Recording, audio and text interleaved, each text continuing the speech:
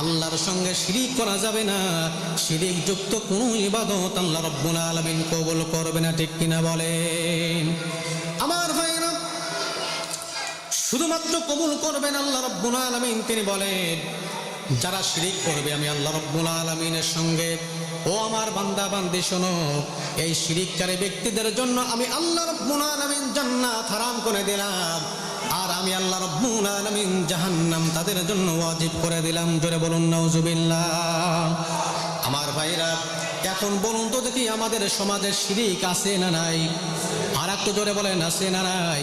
আমার বন্ধুগণ, তন্দ্রে তন্দ্রে রন্ধ্রে রন্ধ্রে রন্ধ্রে শিরিক, ঠিক কিনা বলেন? আপনি কেমন করে মাজারে গিয়ে সিজদা দেন?